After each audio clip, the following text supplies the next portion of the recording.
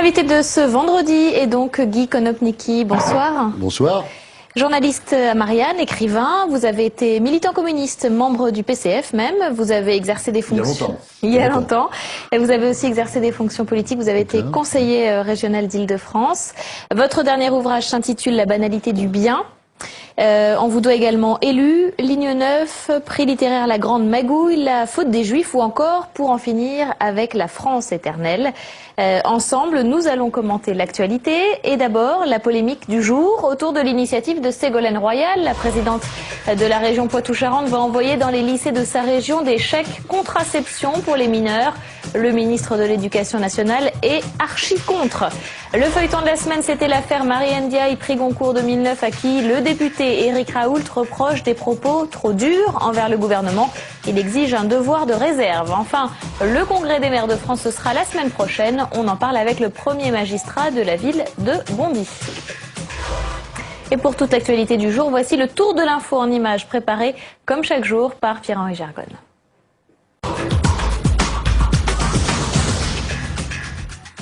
C'était attendu, c'est donc sans surprise que le Sénat a repoussé ce soir de 6 mois la suppression du dispositif d'exonération de charges sociales pour les sportifs, mise en application le 30 juin 2010, à la fin donc de la saison sportive en cours. Roselyne Bachelot a profité du débat pour dénoncer le lobbying considérable, dit-elle, des clubs auprès du Parlement. Équité pour la majorité, provocation pour l'opposition, tuerait-il que les députés ont voté ce soir la fiscalisation des indemnités d'accident du travail. Bénéfice attendu de cette mesure, 150 millions d'euros. Avant de s'appliquer en 2010, cette mesure doit encore être votée par le Sénat. La polémique autour de l'initiative de Ségolène Royal d'instaurer un chèque contraception pour les mineurs dans les lycées. Ce soir, Christine Boutin parle d'un raisonnement dramatique et de provocation. Luc Châtel, pour le gouvernement, condamne l'idée de la présidente de la région Poitou-Charentes. Le sourire de Christine Lagarde et la France qui confirme son retour à la croissance, 0,3% au troisième trimestre, un peu moins que la moyenne de la zone euro. L'Allemagne fait mieux avec 0,7% de croissance. Bachir el-Assad en France, le président syrien était ce matin au Sénat, puis à l'Élysée, une visite qui suit celle à Paris de l'Israélien Benjamin Netanyahou. Nicolas Sarkozy à la manœuvre donc pour tenter de débloquer le processus de paix au Moyen-Orient, grâce aussi à cette nouvelle entente franco-syrienne. C'est une volonté, c'est un axe prioritaire, et c'est ce qui fait de la France une puissance qui compte au Proche-Orient. C'est notamment notre relation avec la Syrie qui nous permet d'avoir une vision originale des questions du Proche-Orient. Et puis demain, les 15 ans déjà de l'Eurostar et plus de 100 millions de passagers transportés entre Paris, Londres et Bruxelles. Un succès non démenti par la crise qui laisse au groupe Eurostar le loisir d'imaginer de nouvelles destinations. Parmi celles-ci, Amsterdam.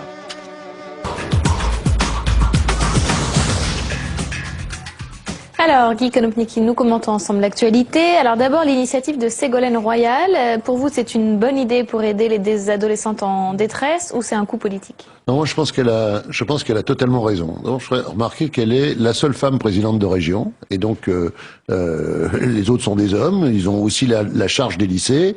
Et je crois que là, elle réagit avec sa sensibilité propre, son expérience d'élu, et de mère de 4 enfants. De mère de 4 enfants, et donc c'est vrai que beaucoup de jeunes n'ont pas accès à la contraception parce qu'ils osent pas y aller, parce que certaines choses sont pas remboursées, et donc le chèque pour la visite médicale ou pour l'achat des pilules, c'est une excellente idée. Alors je sais bien qu'il y a immédiatement des réactions pudibondes. Vous savez, j'étais conseiller régional vert d'Île-de-France. Nous avions fait adopter, ça avait été un peu difficile, mais on avait obtenu la majorité là-dessus.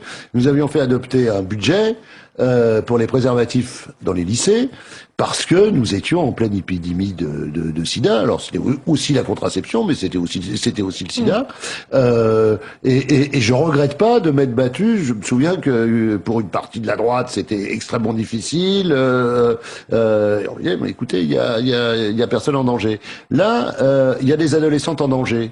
en danger de grossesse non désirée, un peu tôt. L'avortement, ça existe, c'est très bien, c'est pas la meilleure solution. Si on peut prévenir, c'est quand même mieux. Voilà, il y a des vies brisées, il y a des vies brisées par ça. Et donc c'est formidable de pouvoir dire, eh ben écoutez, voilà, il y a une aide de l'État, une aide de la région, et on va inciter à la contraception. Je trouve ça très bien. On verra si elle arrive à l'imposer comme la pilule du lendemain à l'époque. Le rapprochement franco-syrien, ça peut être utile pour la France, à votre avis? Oui, ça peut l'être. Oui, ça peut l'être.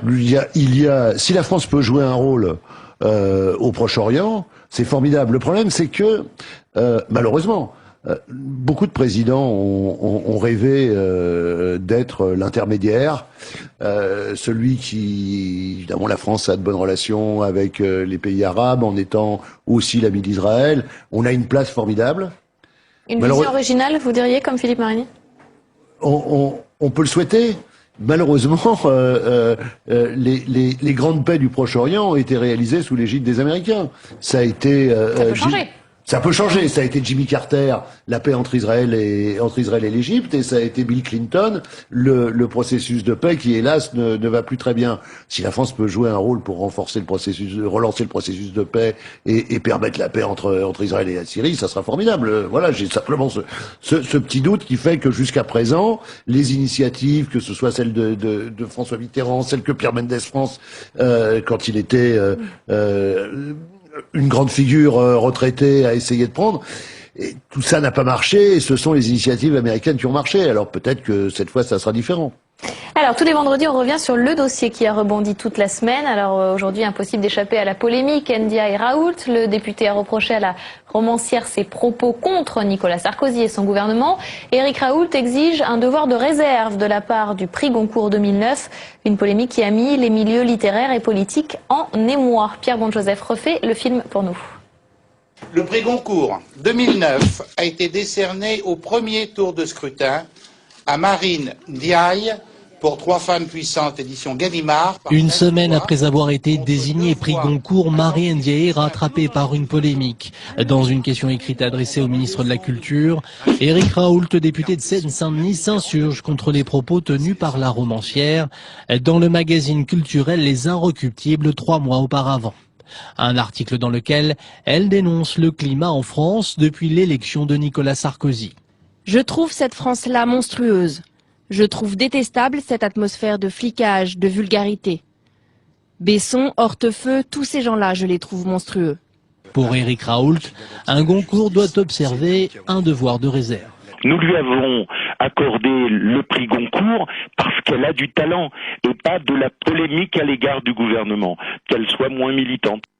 Dès le lendemain, les réactions sont immédiates et nombreuses. Le devoir de réserve, ce devoir de réserve qu'il invoque n'a jamais existé, n'existe pas et n'existera jamais. Il n'existe pas plus pour le lauréat du prix Goncourt que pour le lauréat du prix Nobel de littérature. Des soutiens venus du monde littéraire, à commencer par d'anciens prix Goncourt. J'ai l'impression que le député Raoult ne doit pas lire beaucoup de romans et il est confondu, je crois, le prix Goncourt avec Miss France. L'auteur de Trois femmes puissantes, devant la montée de la polémique, demande l'arbitrage du ministre de la Culture, à qui la question avait été adressée.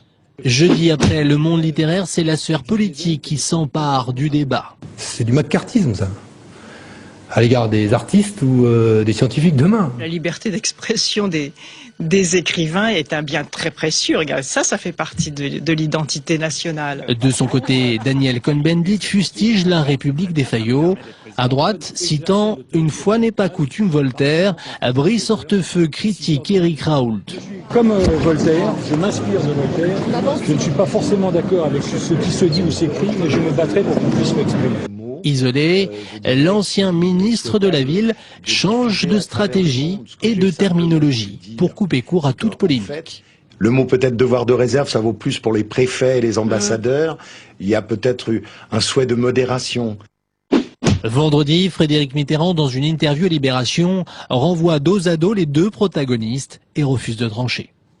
Alors, Guy Konopnicki, vous avez écrit, vous, prix littéraire La Grande Magouille. Qu'est-ce que vous pensez de cette polémique ? Alors, C'est-à-dire que je me suis penché sur l'histoire des prix littéraires. Oui, j'ai écrit à un moment un pamphlet sur la décadence des prix littéraires. Je m'empresse de dire que le choix de cette année est un bon choix, que ce que j'ai dénoncé, c'est le système éditorial. Donc les prix littéraires cette année. Oui, il y a un vrai choix littéraire. Marine Diaye est un écrivain absolument formidable. C'est un très beau livre et c'est vrai qu'elle s'exprime avec une certaine violence dans la polémique. Elle n'est pas la première. C'est pas le premier écrivain primé à faire ça. Je vous rappelle quand même que François Mauriac, académicien français, prix Nobel de littérature, pas vraiment un gauchiste, pas vraiment un homme de gauche, quand il écrit un grand article contre la torture en Algérie, nous sommes en 1957, la torture a lieu à ce moment-là. On a interdit le livre d'Henri Allègre, La Question.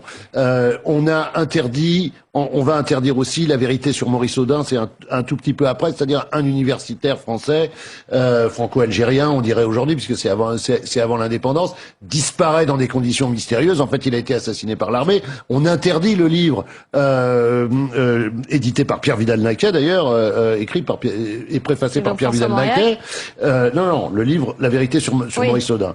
Et voilà François Mauriac qui, sur les informations qui paraissent sur la torture en Algérie, ce qui est totalement censuré, Mauriac pousse un coup de gueule contre la torture en disant il faut voir en quels termes il évoque ce qu'on a connu avant, c'est-à-dire l'occupation, c'est-à-dire la Gestapo, c'est-à-dire les nazis, c'est-à-dire la torture.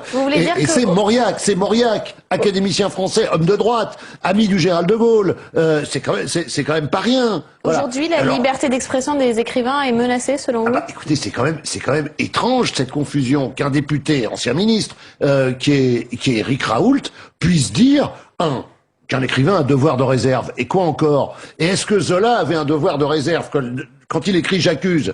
C'est lettre ouverte au général Mercier, ministre de la guerre, et à monsieur Félix Faure, président de la République. Il n'avait pas vraiment de devoir de réserve, et en plus, je signale que on a tout fait contre lui, des procès, il s'est battu, il a gagné avec le soutien de Clémenceau, qui est quand même un personnage totalement fondateur pour la République. Et on peut citer des dizaines et des dizaines d'exemples comme ça. Est-ce que Frédéric Mitterrand aurait dû arbitrer, selon vous? Alors je trouve que Frédéric Mitterrand a fait une première petite déclaration en disant écoutez, non, le prix Goncourt est quelque chose de privé, ça me concerne pas.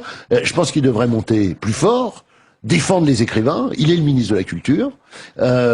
Beaucoup d'écrivains d'ailleurs l'ont. Il est membre du gouvernement, donc il est membre du gouvernement, mais beaucoup d'écrivains l'ont défendu quand il était attaqué il y a 15 jours. Il peut s'en souvenir. Et là, c'est un simple député. Il n'est pas au gouvernement. J'ai entendu Brice Hortefeux avec cette excellente citation de Voltaire. Mais enfin, c'est un membre de la majorité, un élu et un maire. Et dire qu'est-ce que ça veut dire? Qu'est-ce que ça veut dire le devoir de réserve? Non, au contraire. Les écrivains sont là pour poser toutes les questions. Les écrivains sont là pour jeter des pavés dans la mare, pour s'emparer de toutes les polémiques. Ils ont droit à l'outrance. Et je ne vois pas pourquoi. Alors, en plus, ce qu'avait dit Marine Diaye à propos de la politique du gouvernement, à propos de sa politique d'immigration, on peut le discuter. Elle a le droit de l'exprimer en termes violents. On peut pas d'un côté dire ah oui, nous valorisons toutes les diversités, et quand quelqu'un qui en est issu, comme on dit, réagit avec sa sensibilité. Je comprends qu'elle réagisse au contrôle de police, à la chasse aux sans-papiers, à des choses comme ça, avec une certaine violence, avec le sentiment qu'elle peut subir cette violence, qu'il y a des gens autour d'elle qui peuvent subir la violence, et la manière dont elle maîtrise la langue française, le français qu'elle écrit, c'est quand même quelque chose de formidable. Et donc là, un homme politique n'est pas obligé sa liberté d'expression. N'est pas obligé d'approuver ce que dit un écrivain. Un homme politique doit polémiquer avec des écrivains, parce qu'on n'est pas non plus là pour être sur le piédestal. Tout ce que nous disons, on a raison puisqu'on est des écrivains. Non, je ne dis pas ça. Il doit y avoir des polémiques, mais poser la question en termes de liberté d'expression, de devoir de réserve, parce qu'on a le prix Goncourt, mais attendez, qu'ils lisent, je lui conseille la lecture du journal d'Edmond et Jules de Goncourt, les fondateurs de cette vénérable institution, parce que eux, ils ont regardé quelques hommes politiques de leur époque avec une violence qui est très au-delà de ce qu'a fait Marine Diaye. Vous êtes passionné sur le sujet. On avance, Guy Konopnicki, Angela Merkel, Ségolène Royal ou Charles Pasqua. Ces personnalités ont marqué la semaine. Voici comment avec Saveria Rojac.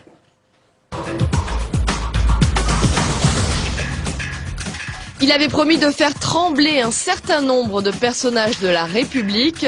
Finalement, Charles Pasqua n'a fait que répéter ses accusations contre Chirac et ses lieutenants. Oui, l'ancien chef de l'État était au courant des ventes d'armes. Jacques Chirac s'est dit hier soir favorable à la levée du secret défense dans cette affaire. Des chèques contraception pour les lycéennes, c'est l'idée de Ségolène Royal pour lutter contre les grossesses précoces. Luc Châtel y est fermement opposé. Pour le ministre de l'Éducation nationale, seul le planning familial peut prescrire des contraceptifs à un mineur. Il serait le seul à pouvoir battre Sarkozy en 2012. Selon un sondage CSA, Dominique Strauss-Kahn est donné gagnant à 51% des voix contre l'actuel chef de l'État. Au PS, on la joue modeste et prudent. D'autant plus qu'un autre sondage CSA montre qu'une majorité de Français pensent que Dominique Strauss-Kahn ne ferait pas un bon président. Joli succès pour Angela Merkel. Les cérémonies commémorant la chute du mur de Berlin ont été une réussite pour la chancelière allemande. Barack Obama l'a même qualifiée de dirigeante extraordinaire. Angela Merkel a ensuite participé aux célébrations du 11 novembre à Paris, aux côtés de Nicolas Sarkozy. Bonsoir Olivier Delagarde. Bonsoir Caroline. Vous êtes de retour dans le 22h du vendredi. Et ravi de l'être. Et la personnalité que vous avez retenue cette semaine, c'est Charles Pasqua. Caroline, qu'est-ce qui fait qu'on apparaît comme sympa ou non? Qu'est-ce qui fait que quand Charles Pasqua arrive, eh ben on a plutôt envie de sourire que d'être atterré? Alors il y a évidemment ce physique débonnaire, un peu à la Rému. Il y a à mon avis cet accent qu'il doit cultiver. Caroline, tu me fends le cœur. Oui, ça fait sourire. Sauf que hier, lors de cette conférence de presse, c'était pas du Pagnol, c'était plutôt du Audiard et pas du très bon. Une sorte de mix entre Touchez pas au Grisby et Le Cave se rebille. Enfin, un truc en noir et blanc, avec d'ailleurs plus de noir que de blanc. Parce que c'est pourtant pas un perdreau de l'année, comme on dit dans ces films-là. Première gâchette au RPR, à son tableau de chasse, Jacques Chaban-Delmas, en 1974. En 1980, le scalp de Valéry Giscard d'Estaing, si vous me permettez l'expression. Sa grande erreur, finalement, c'est d'avoir joué le mauvais cheval en 1995. Balladur élu, il se retrouvait à Matignon. Chirac à l'Élysée, il est aux portes de la prison. Charles Pasqua est condamné dans une affaire de vente d'armes à l'Angola. Il érupte, il tape des pieds, il convoque la presse. Résultat, ces pièces à conviction n'ont pas vraiment convaincu les experts quant à sa révélation. Chirac savait. Nous aussi, a-t-on envie de lui répondre. Oui, les Français savent que, malheureusement, sous les ors de la République, raison d'État et éthique ne font pas bon ménage. Reste aujourd'hui un Pasqua plus droupi que jamais, qui ne fait plus franchement rire et dont on n'a pas vraiment envie de pleurer. Mais il y a peut-être une morale à l'histoire. C'est qu'à tout âge, il n'est jamais trop tard pour apprendre. Vous voyez, Charles Pasqua, à 82 ans passés, il semble enfin avoir découvert qu'en politique, comme ailleurs d'ailleurs, on n'est jamais trahi que par ses amis. Merci beaucoup Olivier. Quelle est la personnalité que vous retenez, vous, Guy Konopnicki? Alors, c'est vrai qu'on peut tout à fait retenir Pasqua, parce que je trouve ça, c'est un peu pitoyable. C'est-à-dire que... Sa conférence de presse? Bah oui, j'ai regardé, il annonçait, je vais dire. Et il dit quoi? Chirac aurait dû lever le secret défense, je lui demande, d'ailleurs il dit oui, de toute façon il n'en a plus le pouvoir, c'est plus lui qui lève le secret défense, c'est Nicolas Sarkozy. Alors que sur cette affaire, on aimerait savoir. Qu'est-ce qui s'est passé? On aimerait savoir. Peut-être qu'il n'était pas erroné d'aider l'Angola, d'ailleurs, qui affrontait un mouvement assez mafieux, gangster, etc. Peut-être. Mais on ne sait pas. On nous a tout caché. On a prolongé le secret défense. Pasqua est condamné. Pasqua est condamné. Il est un peu arrosé. Donc, je pense que s'il y a une personnalité à retenir, c'est Angela Merkel, parce que c'est le 20e anniversaire de la chute du mur. Avec un petit regret, on pense à ceux qui l'ont fait tomber. Et donc, il y avait Gorbatchev, il y avait Lech Walesa qui étaient sur place. On aurait aimé revoir les dissidents polonais, ceux qui sont encore là, ils sont un certain nombre. Les Tchèques, Václav Havel et d'autres. Parce que, bien sûr que Angela Merkel est l'héroïne d'aujourd'hui, mais enfin à ce moment-là, elle vivait en Allemagne de l'Est, elle s'intéressait à la politique, elle était fille de pasteur, elle n'est pas non plus l'actrice de la chute du mur, quoi. Elle y est pour pas grand-chose, pour quelque chose, parce qu'elle fait partie de ces jeunes Est-Allemands qui se sont battus pour la démocratie. Donc, elle a apporté sa part, obscure à l'époque, elle est sortie dans la lumière plus tard, c'est très bien. Mais moi, j'aurais aimé revoir ces gens que j'allais voir comme journalistes à l'époque et qui sont les vrais héros de la libération de l'Europe. Et à ce propos, une question a rebondi toute la semaine. Où était Nicolas Sarkozy le 9 novembre 89 ? Était-il à Berlin en train de porter les premiers coups de pioche au mur de la honte, comme il l'a affirmé sur Facebook? Le débat, en tout cas, a agité la toile toute la semaine. Marie Brémaud. Sur la toile, cette semaine, ce n'est pas la chute du mur de Berlin qui déchaîne les passions, mais la présence ou non de Nicolas Sarkozy il y a 20 ans, lors de ce moment historique. Sur sa page Facebook, le président partage ses souvenirs de ce 9 novembre au milieu de la foule enthousiaste, en compagnie de François Fillon et d'Alain Juppé. Mais très vite, des témoignages démentent cette version. L'ancien Premier ministre, sur son blog, admet que cela pouvait très bien être le 16 novembre. Il n'en fallait pas plus pour que les internautes, bien inspirés, imaginent des scénarios improbables.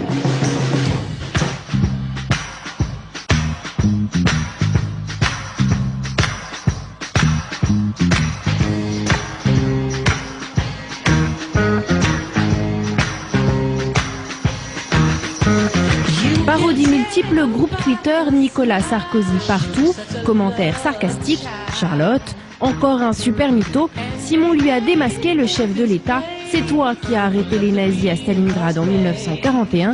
Visiblement, Nicolas Sarkozy sur le net, tout du moins, est entré dans l'histoire. Et vous étiez où le 9 novembre 89 ?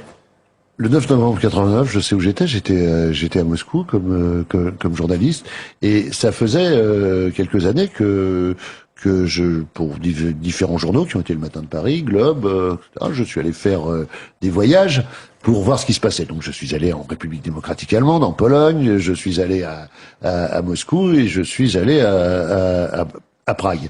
Et alors, je suis très étonné de la polémique. D'abord parce que le 9, on savait qu'il risquait de se passer quelque chose. On ne savait pas que le mur allait tomber. On ne savait pas que c'était le 9. En tout cas, le 9 au matin, on ne le savait pas. Parce qu'il s'est ouvert le 9 au soir. Ouais. Mais à partir de la chute d'Éric Honecker quelques jours plus tôt, on commençait à se dire, ça y est, ça bouge, parce que Krenz et Modrow étaient des gens qui disaient, nous on tirera pas sur la foule, et donc à partir du moment où on tire pas, c'est qu'on peut passer, parce que quand même, quand on a connu le mur de Berlin, je l'ai connu, évidemment, on sait ce qui empêchait de passer, c'était les Volkspolizei, Volkspolizei, avec donc Nicolas Sarkozy, il pouvait pas y être, selon vous. Moi, je pense qu'il pouvait pas y être le 9, parce qu'on l'a su le 9 au soir. Allez. Il est allé, comme beaucoup d'hommes politiques, d'intellectuels, d'artistes, celui dont on est sûr qu'il était là le 9, c'est Rostropovitch, qui a commencé à jouer. Non, pas le 9, il est arrivé le 10 ou Il est arrivé le 10, voilà. Rostropovitch est arrivé le lendemain. Et le 9, le mur s'est pas effondré. Le 9, c'est les portes. Les barrières s'ouvrent, les gens commencent à passer, et c'est surtout le 10 que ça se passe. Voilà. Et après le 11 et le 12. Et les coups de pioche, alors après je rentre à Paris, je me souviens des images de coups de pioche, je suis pas allé à Berlin à ce moment-là, je suis allé avant et un peu plus tard. Mais les coups de pioche, c'est quelques jours plus tard. Et donc quand il dit c'est le 16, je pense que c'est plutôt de ce côté-là. Allez, on passe à l'agenda. Demain, samedi, les premières rencontres publiques entre socialistes, écologistes et démocrates organisées à Dijon par l'eurodéputé Vincent Peillon. Différentes personnalités politiques y sont invitées, des communistes au MoDem, mais sans passer par Ségolène Royal, qui va pourtant y effectuer une visite surprise. Mardi et mercredi, la visite de Nicolas Sarkozy en Arabie Saoudite. Et puis jeudi, à noter un sommet européen extraordinaire à Bruxelles pour désigner le futur président du Conseil européen. Et l'événement de la semaine prochaine, eh bien, c'est le congrès de l'Association des maires de France, porte de Versailles à Paris, du 17 au 19 novembre. Et pour en parler, nous sommes avec Gilbert Roger, maire socialiste de Bondy. Bonsoir. Bonsoir. Nicolas Sarkozy ne viendra pas au congrès des maires de France. Non, c'est presque une première qu'un président de la République n'ose pas venir devant les maires de France. Je pense que c'est une dérobade. Sa majorité est très inquiète de l'ensemble de ces projets, notamment la suppression de la taxe professionnelle et puis l'espèce de réforme qu'il veut faire enlevant de la démocratie locale en regroupant conseils généraux et conseils régionaux. Et il sait qu'il ne sera pas bien accueilli par ses propres amis. Donc il préfère en inviter un petit parterre, les asseoir... 700, il en a invité à l'Élysée. Vous avez été invité, vous? Non, je ne suis pas invité. Je ne dois pas être dans les gens bien pensants. Il risque de penser que je ne sois pas là en extase devant lui. Et ça montre qu'il y a un vrai malaise, qui se traduit d'ailleurs ici au Sénat par... ce que Jean-Pierre Raffarin est en train de mener avec d'autres sénateurs contre ces mauvais procès qu'est en train d'organiser son gouvernement. Alors, à propos de la suppression de la taxe professionnelle qui inquiète beaucoup les élus locaux, le gouvernement assure que les maires disposeront de nouvelles ressources fiscales à partir de 2011. Ça vous rassure? Écoutez, si vous trouvez quelqu'un qui y croit, on est en phase presque de Noël, donc il faut nous l'amener, nous le mettre sur la tribune du Congrès des maires de France. Très sincèrement, une ville comme Bondy, nous allons perdre à Bondy 7 millions d'euros. Qui va les payer? Mais les contribuables. Et il ne faut pas leur raconter d'histoire. Deuxièmement, qu'est-ce que ça fait? Ça met mal à l'aise les entreprises. Une entreprise, elle sait bien qu'elle doit participer à la vie locale. Prenez un exemple très simple, Renault. Il fabrique des voitures. Pour fabriquer des voitures, il faut qu'il y ait des routes. Pour qu'il y ait des routes, il faut qu'il y ait des gens qui les fabriquent. Pour qu'il y ait des voitures, il faut bien qu'il y ait des gens qui montent les pneus, fabriquent la voiture. Donc il faut qu'il y ait des gens, il faut qu'ils y habitent, il faut qu'ils aient leurs enfants à l'école. Donc une entreprise, elle doit participer à la vie locale. Monsieur Sarkozy, ce qu'il pourrait faire, c'est qu'effectivement la taxe professionnelle est mal fagotée. C'est Jacques Chirac qui l'avait inventé. C'est un impôt qui est mal fait. Mais quand on voit par exemple que les banques qui ont été aidés, qui ont fait dans la crise financière actuelle des profits, elles ont continué à faire des profits, elles ont même remboursé par anticipation. Eh bien, on pourrait les amener à participer et pas dire simplement la taxe professionnelle, elle est assise en particulier sur ce qu'on appelle la valeur ajoutée du travail, de la valeur travail. Donc le Congrès des maires de France, ce sera l'occasion pour vous, les élus, d'exprimer votre inquiétude ou mécontentement. Bien sûr, prenez des maires. Moi, je connais des maires UMP de province, dans des petites zones rurales, là où le maire fait une zone d'activité, où il va dépenser des millions pour faire venir des entreprises. Ça va rien lui rapporter. Les citoyens vont payer pour que des entreprises viennent et pour qu'elles ne participent pas à la vie locale. Mais c'est aberrant, c'est stupide. Alors effectivement, donc comme il a peur de tout ça, il se dérobe, il va inviter des gens, leur payer des petits fours, essayer d'avoir des gens bien pensants devant lui, ou alors avoir un certain nombre d'élus qui ne vont pas oser trop bouger parce que élection régionale, parce qu'élection sénatoriale dans quelques mois. Il nous reste 30 secondes, Miko Nopnicki. Vous nous avez amené un objet, comme nous le demandons chaque semaine à notre invité Fil Rouge. Quel est-il? Eh bien, j'ai amené mon livre d'histoire de 3e, que j'ai conservé, qui est un des livres de Jules Isaac, immense historien, grand personnage. Alors, comme on parle de l'identité nationale, je trouve que c'était formidable d'apprendre l'histoire comme ça, de l'apprendre de l'écriture de Jules Isaac, d'un homme qui avait été révoqué par Vichy, qui a d'ailleurs écrit à cette époque un livre extraordinaire sur la décadence des démocraties grecques. Il était caché, il se réfugiait, et il expliquait comment la démocratie, confisquée par les gens d'argent, par les gens de corruption, avait péri en Grèce, et comment ce qui nous arrivait en France, à l'époque, était la même chose. Comment l'histoire se répète. Et comment l'histoire se répète. Il a écrit ça dans la tragédie, puis il est redevenu l'auteur de nos manuels d'après-guerre. Et je crois que pour vraiment parler de la France, il faudrait retrouver un enseignement d'histoire de cette qualité-là. En tout cas, merci beaucoup. Et l'identité nationale, vous en parlez également dans votre dernier livre. Je rappelle son titre, La banalité du bien. Merci beaucoup, Gilbert Roger, d'être venu sur notre plateau. Merci à vous d'avoir commenté l'actualité de la semaine. C'est la fin de ce 22h. La soirée continue, bien sûr, sur Public Sénat. À suivre, Jean-Marie Colombani qui invite François Hollande. Excellente soirée.